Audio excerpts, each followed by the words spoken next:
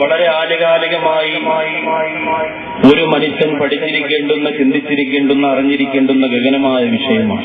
ആ ഉത്തമ കുടുംബത്തിന്റെ കുടുംബനാഥൻ, അതാണ് ഇന്നത്തെ വിഷയം. ഇന്ന് സാധാരണ എല്ലാ സഹോദരിമാരും പറയാറുണ്ട്, എല്ലാ ഉസ്താദുമാരിലുപരി നൗഷാദ് ബാപ്പയോ അത് പറഞ്ഞ തീർച്ചയായും സ്ത്രീകളെ ചീത്ത പറഞ്ഞിട്ട് നിർത്തുള്ളൂ. അവരെ നിന്ന് സ്വർണവും വാങ്ങും, പൈസയും വാങ്ങും, പാട്ടും പാടും, അവസാനം പോകാൻ നേരത്ത് അവർക്കിട്ടൊരു പണിയും കൂടി.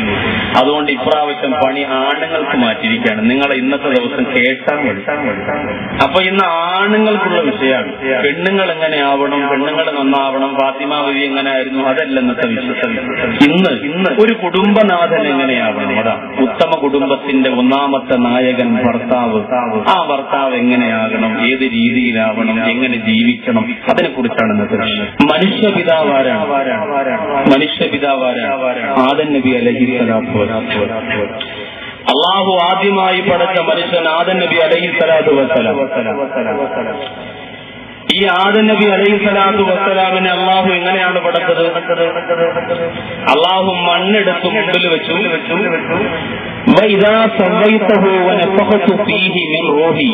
അള്ളാഹു പറയുന്നു, ആ മണ്ണിന് മനുഷ്യന്റെ രൂപം വന്നപ്പോൾ എന്റെ റൂഹിൽ നിന്ന് ആ മണ്ണിൽ ഞാൻ ഊതി എന്ന് അള്ളാഹു പറയാം. അങ്ങനെ ആദം എന്ന് പറയുന്ന മനുഷ്യന് ജീവനുണ്ടായി. മനുഷ്യൻ കണ്ണു തുറന്നു, കൈകാലുകൾ ചലിപ്പിച്ചു, എഴുന്നേറ്റ്. അള്ളാഹു സുബ്ഹാനഹു വ തആല ഹവ്വാ ബീവി റളിയല്ലാഹു അൻഹയെയും പടച്ചു. പക്ഷെ ഇങ്ങനെയല്ല പടച്ചത്. അതാണ് ആദം നബിക്ക് അറിയാനുള്ള ആവേശം. ആദം നബി അലൈഹിസ്സലാത്തു വസ്സലാം അള്ളാഹുവിനോട് ചോദിച്ചു, പടച്ചവനെ, ഒരു പിടി മണ്ണെടുത്തിട്ട് മനുഷ്യന്റെ രൂപമുണ്ടാക്കിയിട്ട് ആ മനുഷ്യന്റെ രൂപത്തിലേക്ക് നിന്റെ ആത്മാവിനെ നീ ഊതിയപ്പോൾ ഞാൻ പടച്ചു, എന്നെ പടയ്ക്കപ്പെട്ടു എങ്കിൽ എന്തുകൊണ്ട് ഹവ്വാ ബീവിയെയും അങ്ങനെ നിനക്ക് പടച്ചുകൂടായിരുന്നു? നിനക്ക് മണ്ണെടുക്കണമെങ്കിൽ പഞ്ചായത്തിൽ പറയേണ്ട, മെമ്പർ ഒപ്പ് വേണ്ട, ഒന്നും വേണ്ട, മണ്ണ് നിനക്കുണ്ടല്ലോ. അങ്ങനെ ഒരു മണ്ണെടുത്തിട്ട് ഒരു ഹവ്വാ ബീവിയെ നിനക്ക് പടച്ചുകൂടായിരുന്നു? എന്തിനാണ് എന്റെ വാരിയിൽ നിന്ന് തന്നെ പടച്ചത്? ആദം നബി അലൈഹിസ്സലാത്തു വസ്സലാമിന്റെ ചോദ്യം. അള്ളാഹു തിരിച്ചു ചോദിച്ചു, ആദമേ, നിന്റെ പ്രിയപ്പെട്ടവളായ, നിന്റെ പ്രിയതമയായ ഹവ്വാഇന് ഹവ്വാ എന്ന് പേര് വരാനുള്ള കാരണം എന്തെന്ന് നിനക്കറിയും? ആദ്യത്തെ സ്ത്രീക്ക് ഹവ്വാ എന്ന് പേര് വരാനുള്ള കാരണം എന്താ? അള്ളാഹു പറഞ്ഞു കൊടുക്കുന്നു, ആദമേ ഖുലിഖത്തുൽ മർഅതു മിൻ റജുലിൻ, പെണ്ണിനെ പടച്ചത് ആണിൽ നിന്നാണ്. പെണ്ണിനെ പടച്ചത് ആണിൽ നിന്നാണ്. മാത്രമല്ല വജുഅലതു നഹീമതുഹാ ബിർറജുൽ, ആ പെണ്ണിന്റെ എല്ലാ കാര്യങ്ങളും ഭാവിയിൽ നടത്തേണ്ടതും ആണാണ്. പെണ്ണിന്റെ എല്ലാ കാര്യങ്ങളും നടത്തേണ്ടുന്നത് ആണാണ്, ഭർത്താവാണ്. അല്ലാതെ വെറുതെ അല്ല നിന്റെ ഭാര്യയിൽ നിന്ന് പെണ്ണിനെ പടച്ചു. ജീവനുള്ള ഒരു ശരീരത്തിൽ നിന്നും പെണ്ണിനെ പടച്ചു. അതുകൊണ്ടാണ് ആ പെണ്ണിന് ഹവ്വാ എന്ന്, ജീവനുള്ളവയിൽ നിന്നും പടയ്ക്കപ്പെട്ടവൾ എന്ന പേര് അതുകൊണ്ടാണ് ഹവ്വാഇന് കൊടുത്തത് എന്ന് അല്ലാഹു സുബ്ഹാനഹു വ തആല ആദം നബി അലൈഹിസ്സലാത്തു വസ്സലാമിനോട് പറഞ്ഞു. അവിടെ മുതൽ ആണും പെണ്ണുമായിട്ട് വല്ലാത്ത ഒരു ആകർഷണം അല്ലാഹു സുബ്ഹാനഹു വ തആല ഈ രണ്ട് വസ്തുക്കൾക്ക് കൊടുത്തു.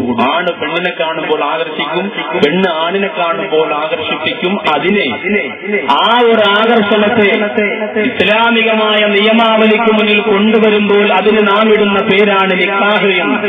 അങ്ങനെയാണ് നിക്കാഹിലൂടെ ആണിന്റെയും പെണ്ണിന്റെയും ആഗ്രഹ സഫലീകരണത്തെ, ശാരീരിക ബന്ധത്തെ, സുഖമനുഭവിക്കലിനെ, വർഷങ്ങളോളമുള്ള ഇണചേരലിനെയും ഇണയോടൊത്ത് തുണയാതെ ജീവിക്കലിനെയും അള്ളാഹു അനുവദനീയമാക്കിയതിന്റെ പേരാണ് നിക്കാഹ് എന്ന്. സാക്ഷികളുടെ സാന്നിധ്യം, പെണ്ണിന്റെ വലിയന്റെ സാന്നിധ്യം, ഭർത്താവിന്റെ സാന്നിധ്യം, അതോടൊപ്പം നിക്കാഹ് നടക്കാൻ. ലോകത്തെല്ലാം അള്ളാഹു ഇണകളാക്കി മാത്രമേ പടച്ചിട്ടുള്ളൂ.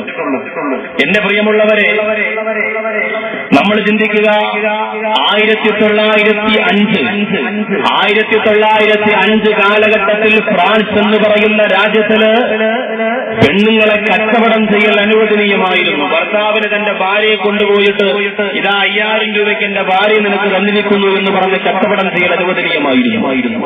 ബാബിലോണിയ മുതൽ യൂറോപ്പ് വരെ പറഞ്ഞാൽ അനുസരണയില്ലാത്ത പെൺകുട്ടികളെ നിറഞ്ഞൊഴുകുന്ന സമുദ്രത്തിലേക്ക്, അല്ലെങ്കിൽ നിറഞ്ഞു തുളുമ്പുന്ന കിണറ്റിന്റെ കത്തിലേക്ക് തള്ളിയിടാൻ അനുവാദമുണ്ടായിരുന്ന രാജ്യമായിരുന്നു ബാബിലോണിയ മുതൽ യൂറോപ്പ് വരെ.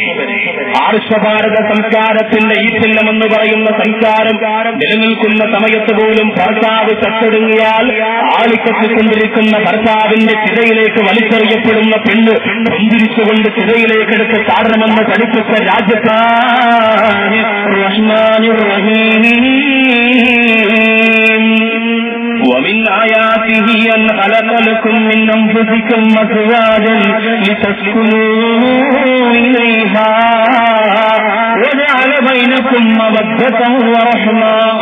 അല്ലാഹുവിന്റെ ഖുർആൻ പറയുന്നു വമിൻ ആയാതിഹി, അല്ലാഹുവിന്റെ ദൃഷ്ടാന്തങ്ങളിൽ പെട്ടതാണ്, അല്ലാഹുവിന്റെ ദൃഷ്ടാന്തങ്ങളിൽ പെട്ടതാണ് അന്ന ഖലഖലക്കും അസ്വാജം മിൻ അൻഫുസിക്കും, നിങ്ങളുടെ ശരീരത്തിൽ നിന്ന് ഇണകളെ അല്ലാഹു നിങ്ങൾക്ക് പടച്ചു തന്നു.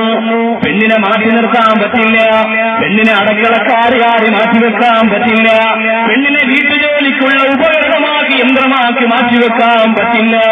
മിന്നംഫുസിക്കും, നിങ്ങളുടെ ശരീരത്തിൽ നിന്ന് തന്നെയാണ് പടച്ചുറമ്പുരാൻ നിങ്ങളുടെ ഇണകളെയും പടച്ചത്. വജഅല ബൈനക്കും മവദ്ദതൻ വറഹ്മ, നിങ്ങൾക്കിടയിൽ പടച്ചുറമ്പുരാൻ സ്നേഹത്തെയും കാരുണ്യത്തെയും ലാളനയും വാത്സല്യത്തെയും തന്നു.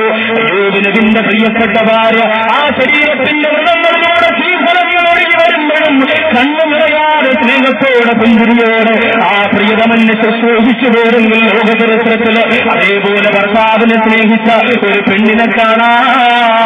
എന്റെ പ്രിയമുള്ള പെങ്ങളെ നാളിൽ വരെ നമുക്ക് കഴിഞ്ഞിട്ടുണ്ട്.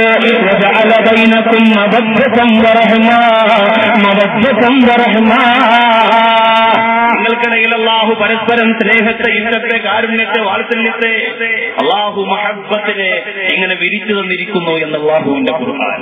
ലോകത്ത് സകലതിനെയും അല്ലാഹു പടച്ചത് ആണും പെണ്ണുമായിട്ടാണ്. അല്ലാഹുവിന്റെ ഖുർആനിൽ ഇസ്റാ മിഅ്റാജിനെ കുറിച്ച് പറയുന്ന ഒരു ഭാഗമുണ്ട്. സൂറത്തുൽ ഇസ്റാഇന്റെ 1-ാമത്തെ ആയത്ത് ഇന്ന് സുനിതാ വില്യംസ് പഠിച്ചുകൊണ്ടിരിക്കുന്ന ആയത്ത്. സുബ്ഹാനല്ലദീ അസ്റാ ബിഅബ്ദിഹി ലൈലൻ മിനൽ മസ്ജിദിൽ ഹറാമി ഇലൽ മസ്ജിദിൽ അഖ്സല്ലദീ ബാറക്നാ ഹൗലഹു. 72 പ്രാവശ്യം ഇസ്രായേൽ ഫലസ്തീനിന്റെ പാവപ്പെട്ട പിൻസോമന മക്കളുമാറി വാളെടുത്തുകൊണ്ട് എന്റെ പ്രിയമുള്ളവരെ മസ്ജിദുൽ അഖ്സ പിടിച്ചടക്കുന്നതിന് വേണ്ടി യുദ്ധം നടത്തിയെങ്കിൽ ആ മസ്ജിദുൽ അഖ്സയിലേക്ക് അല്ലാഹുവിന്റെ റസൂലിന് രാപ്രയാണം നടത്തിയ ആ വിശുദ്ധ ഖുർആനിന്റെ തുടക്കം പറയുന്ന അത്ഭുതത്തിന്റെ വാക്കില്ലേ, സുബ്ഹാനല്ലദീ സുബ്ഹാനല്ലദീ. ഈ ഒരു അത്ഭുത സംഭവം പറയാൻ അള്ളാഹു ഉപയോഗിച്ച വാക്ക് സൂറത്ത് യാസീനുണ്ട്. എന്റെ പ്രിയമുള്ളവരെ, വിശുദ്ധ ഖുർആനിലെ സൂറത്ത് യാസീനിൽ പറയുന്നുണ്ട് സുബ്ഹാനല്ലദീ അസ്റാ ബിഅബ്ദിഹി എന്ന് ഇസ്രായേൽ പറഞ്ഞ അതേ വാക്ക് ആദ്യം എടുത്തുകൊണ്ട് സുബ്ഹാനല്ലദീ. അല്ലാഹുവിന്റെ ഖുർആൻ പറയുന്നു സുബ്ഹാനല്ലദീ ഖലഖൽ അസ്വാജ കുല്ലഹാ മിമ്മാ തുൻബിത്തുൽ അർളു വമിൻ അൻഫുസിഹിം വമിമ്മാ ലാ യഅലമൂൻ. അല്ലാഹു ലോകത്ത് പടച്ചിട്ടുള്ള എല്ലാ വസ്തുക്കളെയും ഇണകളായിട്ടാണ് പടച്ചത്. അന്തരീക്ഷം ഇണയാണ്, ഭൂമി